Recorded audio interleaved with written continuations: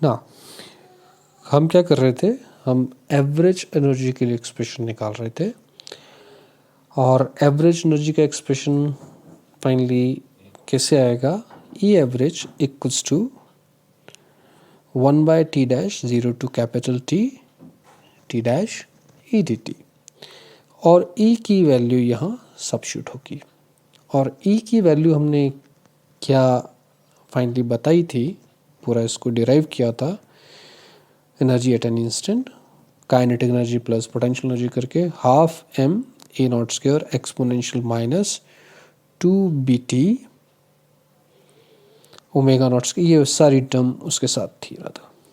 ये सारा एक्सप्रेशन ई के लिए था।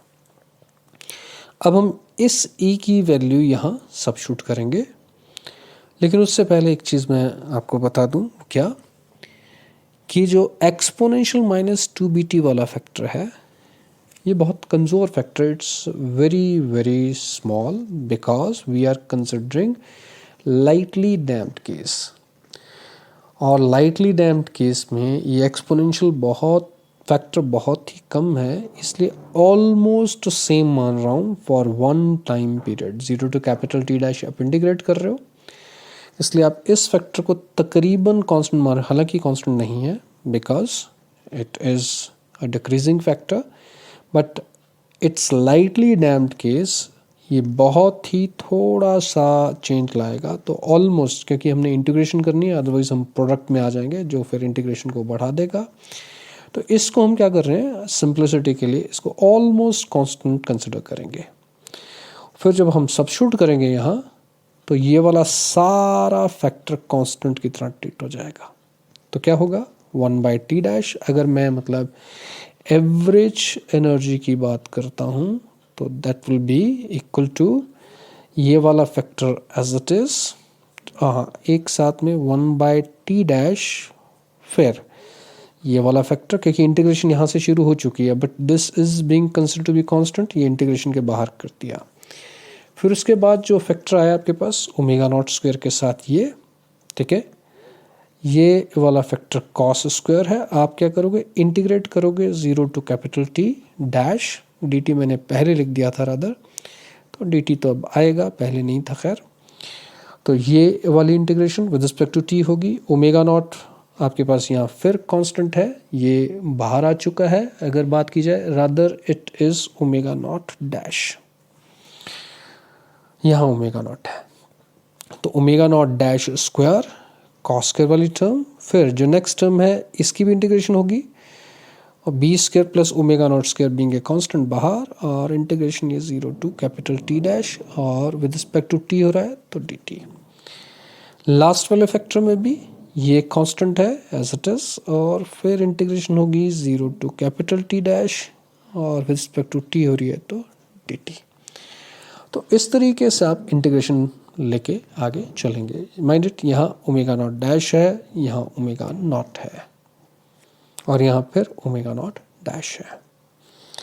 अब अगर मैं इस फैक्टर के लिए बात करूं, तो आप कैसे बढ़ोगे आगे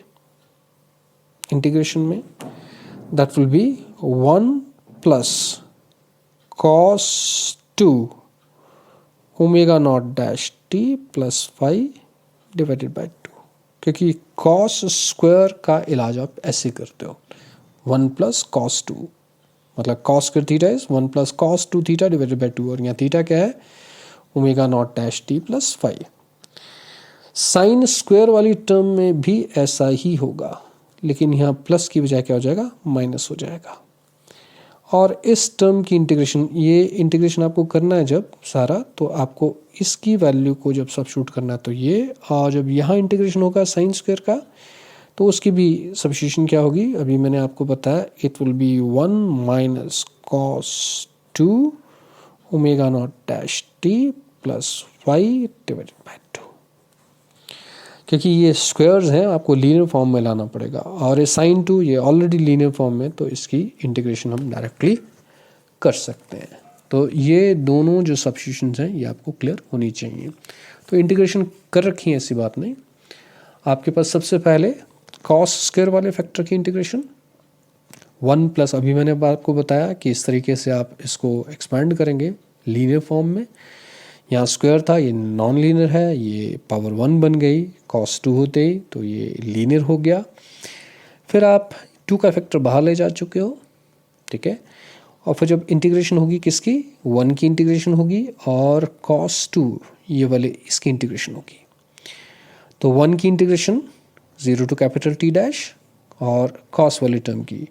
जब 1 की होगी तो वो T बनेगा और लिमिट्स क्या है 0 टू कैपिटल T डैश और फाइनली ये T डैश माइनस 0 बन जाएगा। पहले अपर लिमिट सब्स्टिट्यूट होगी फिर लोअर लिमिट सब्स्टिट्यूट होगी, वो आपको पहले से पता है। इसकी इंटीग्रेशन 0 होने वाली है, वो कैसे, अगर मैं इसकी इंटीग्रेशन करूं cos 2 वाले फैक्टर की, तो सिर्फ अगर इसकी इंटीग्रेशन की बात करता हूं तो क्या बनेगा, cos का बनेगा साइन, इंटीग्रेशन में प्लस साइन आता है cos का जब आप करते हो, साइन 2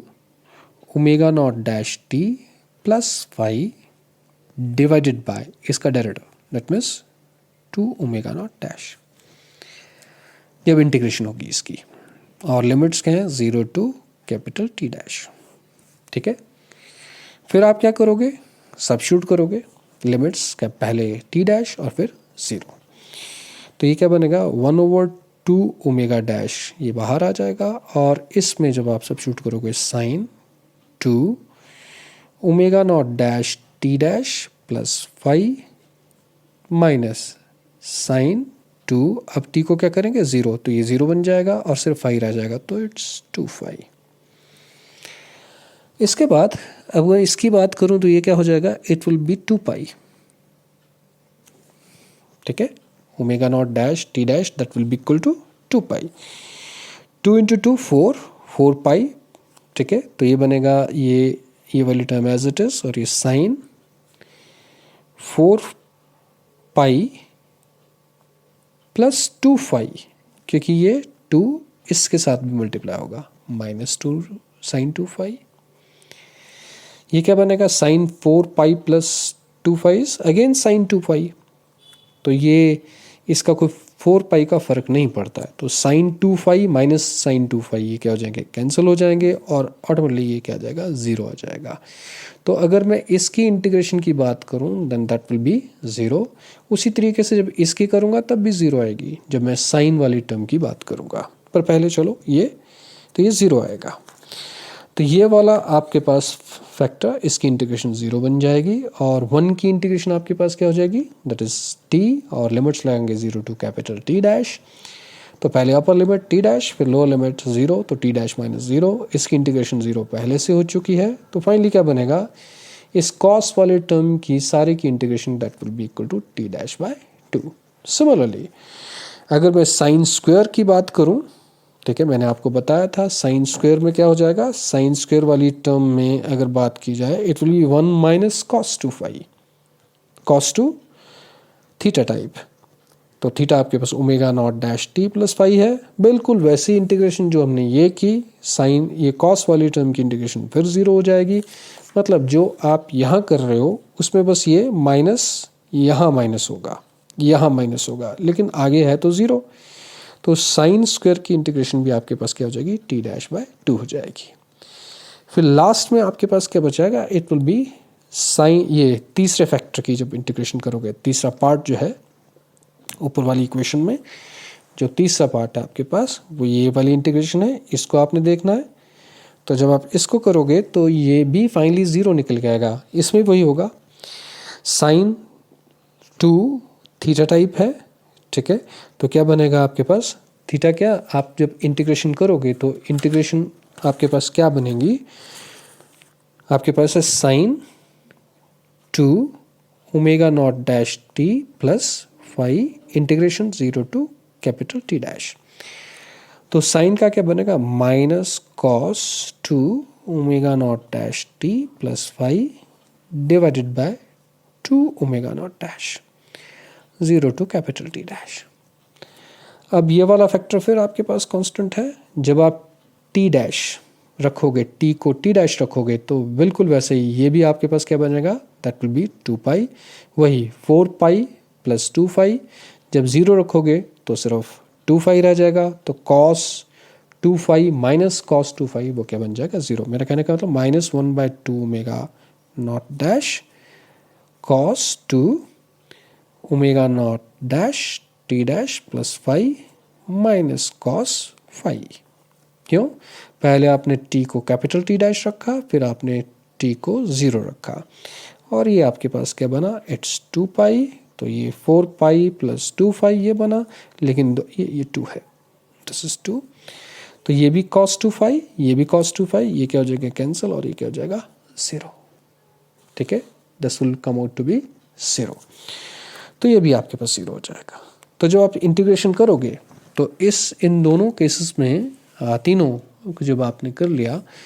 तो ये आपके पास क्या बनेगा, it will B T dash by 2, ये भी आपके पास क्या बनेगा टी डैश बाई 2, और ये क्या बन जाएगा, that will be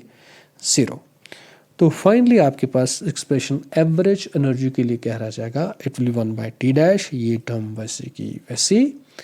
omega not dash साथ में T dash by 2 plus B square plus omega not square साथ में टी डैश बाई 2, और लास्ट वाली टर्म की इंटीग्रेशन 0 आई थी। तो आप आगे बढ़ गए हैं, और देखो टी डैश इसमें भी है, इसमें भी है, और देखो डिवीजन में भी है, तो ये सारे क्या हो जाएंगे, कैंसिल हो जाएंगे, बचेगा क्या, अब ये T2 और ये 2 कॉमन आके बाहर हम ले आ रहे हैं, तो ये आपके पास ये 2 × 2 4 हो जाएगा, it's 4, and 1/2 sorry m omega not square exponential -2bt as it is, और ये 2 का बन गया 4, और यहाँ omega not dash square plus B square plus omega not square, ये टर्म एज इट इज, ये टर्म एज इट इज, और ये तो 0 हो चुकी है। जहाँ तक सवाल ओमेगा नॉट डैश का है, ओमेगा नॉट डैश का है, that is omega not square minus B square under root, ठीक है,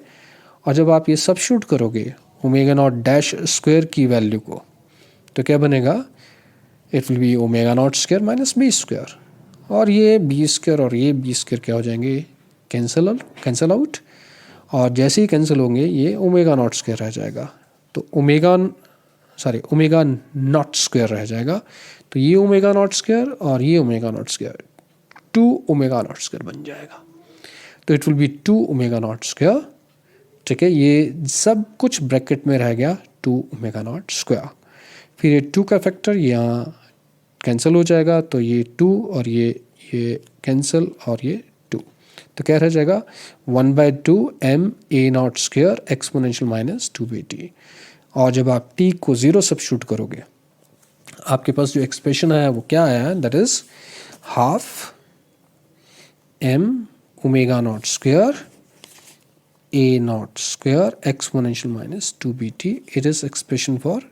एवरेज एनर्जी। जब मैं t को 0 कर दूंगा तो ये एक्सपोनेंशियल 0 1 बन जाएगा ये एनर्जी, तो दिस इज इनिशियल एनर्जी, तो इसको हम क्या कर देंगे E नॉट, वही आ गया E average is E not exponential -2bt, तो this is expression for average energy of the oscillator.